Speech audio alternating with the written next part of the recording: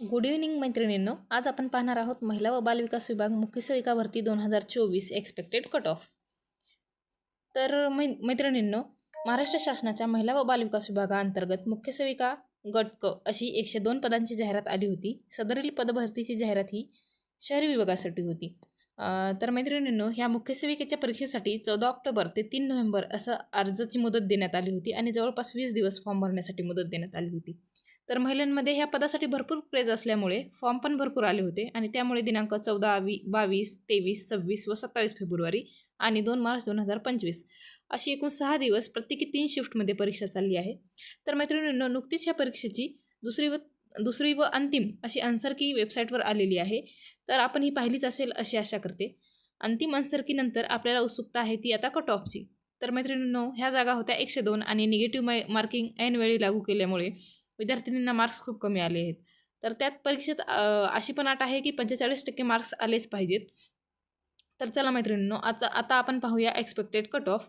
तर expected cut off पाहण्याआधी आपण सामाजिक आरक्षण जागांचा विचार करू, कारण मी नुसतं विद्यार्थ्यांना खूप मार्क्स पडत आहेत म्हणून कट ऑफ वाढून सांगणार नाही, तर सर्व बाजूंनी कट ऑफ सांगण्याचा प्रयत्न करेन.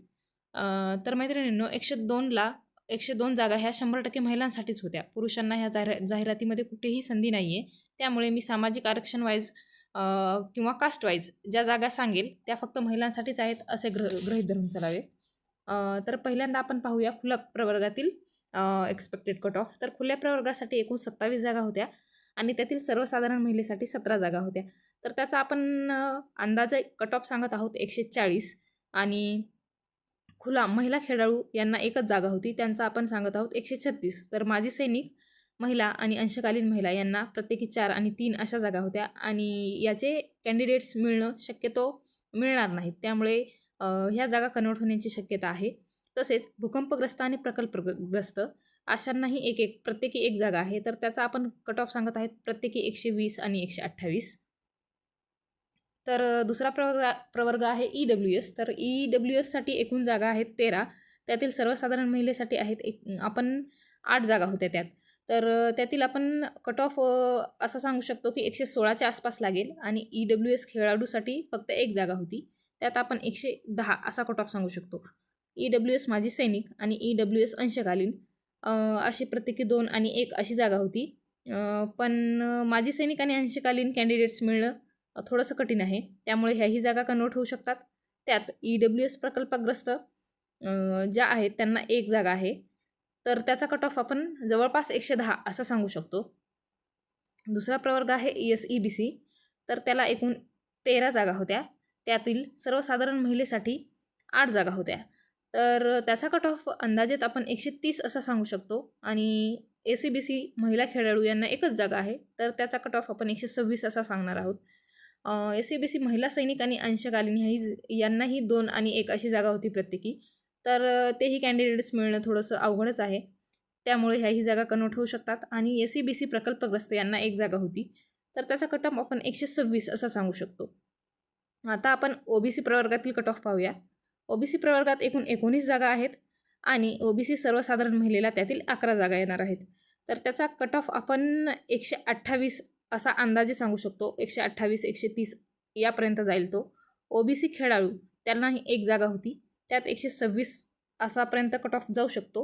OBC माजी सैनिक आणि अंशकालीन यांना प्रत्येकी 3 आणि 2 जागा होत्या, त्यातील कॅन्डिडेट्स मिळणार नाहीत म्हणून ह्याही जागा कन्वर्ट होऊ शकतात. शक्यतो मिळणार नाहीत कॅन्डिडेट्स, मिळाले तर त्यांना ह्या जागा जातील.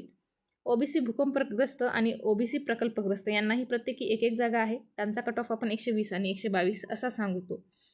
आणि लक्षात घ्या मैत्रिणींनो, हा जो आपण कट ऑफ सांगत आहोत तो विदाऊट नॉर्मलायझेशन असणार आहे, म्हणून नॉर्मलायझेशन झाल्यावर यात थोडाफार चेंजेस होऊ शकतात. दुसरा प्रवर्ग आहे SBC. SBCला एकूण 2च जागा आहेत, त्याही सर्वसाधारण महिलेसाठी, तर आपण जवळपास त्याचा 124 असा कट ऑफ सांगू शकतो. नंतरचा प्रवर्ग आहे NTC. NTCमध्ये एकूण जागा आहेत 3, त्यात सर्वसाधारण महिलेला 2 आणि अंशकालीनला 1 अशा जागा वाटण्यात आल्या आहेत. तर सर्वसाधारण महिलेसाठी जवळपास 128 असा कट ऑफ जाऊ शकतो आणि अंशकालीन महिलेला एकच जागा आहे, तर अंशकालीन महिलाही मिळणे अवघड आहे, त्यामुळे ही जागाही कन्वर्ट होऊ शकते. नंतरचा प्रवर्ग आहे NTB. NTBला एकूण 2च जागा आहेत, त्यातील सर्वसाधारण महिलेलाच आहेत त्या 2 जागा, तर त्यातील कट ऑफ आपण 128 असा सांगू शकतो. VJA नंतरचा प्रवर्ग आहे VJA.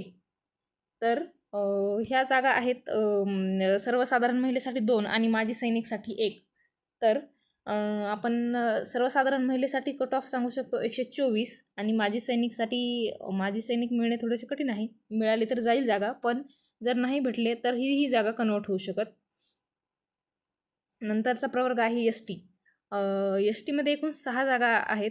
त्यात सर्वसाधारण महिलेला 4 आणि माजी सैनिकसाठी आणि अंशकालीनसाठी प्रत्येकी 1 जागा आहेत. ST सर्वसाधारण महिलेचा कट ऑफ 116 पर्यंत जाऊ शकतो. नंतरचा प्रवर्ग आहे SC. तर SCमध्ये एकूण 13 जागा आहेत. त्यातील सर्वसाधारण महिलेला 8 जागा आहेत. तर सर्वसाधारण महिलेचा SC समाजासाठी आपण कट ऑफ 118 पर्यंत सांगू शकतो. SC खेळाडू एकच जागा होती, तर त्यासाठी 114 असं सांगू शकतो. SC माजी सैनिक आणि SC अंशकालीनला प्रत्येकी 2 आणि 1 जागा आहेत. तर हेही कॅन्डिडेट जर मिळाले नाही तर ह्याही जागा कन्वर्ट होऊ शकतील आणि दुसऱ्यांना फायदा होऊ शकतो. नंतर SC प्रकल्पग्रस्ताला 1 जागा आहे, त्याचा कट ऑफ आपण अंदाजे 104 सांगू शकतो. नंतरचा प्रवर्ग आहे NTD. तर NTDला एकच जागा आहे सर्वसाधारण महिलेसाठी. तर सर्वसाधारण महिलेचा NTDचा 132 पर्यंत कट ऑफ लागू शकतो. नंतर मैत्रिणींनो लक्षात घ्या, हा जो आपण कट ऑफ सांगितला आहे तो विदाऊट नॉर्मलायझेशन सांगितला आहे. तर नॉर्मलायझेशन होऊन यात थोडीशी वाढ होऊ शकते आणि कट ऑफ थोडासा हाय जाऊ शकतो. 5-10 मार्क नॉर्मलायझेशननी वाढू शकतात. तर याला भरपूर कारण आहेत. कारण जेव्हा मुख्य सेविकेचा पेपर झाला त्यामध्ये आपल्याला मॅथ पण कठीण विचारलं होतं आणि कॉम्प्युटर पण कठीण विचारलं होतं. परत आपल्याला ऐन वेळेला त्यांनी निगेटिव्ह मार्किंग पण लागू केलेली आणि सेक्शनल टाईम पण होता. त्यामुळे मार्क्स जास्त आलेले नाही आहेत विद्यार्थिनींना. नॉर्मलायझेशन होऊन यात थोडाफार चेंजेस होऊ शकतो, पण जवळपास इतकाच लागू शकतो कट ऑफ. तर व्हिडिओ आवडला असल्यास नक्कीच लाईक करा, शेअर करा आणि परत अपडेट घेण्यासाठी आमच्या चॅनलला व्हिजिट करा. थँक्यू.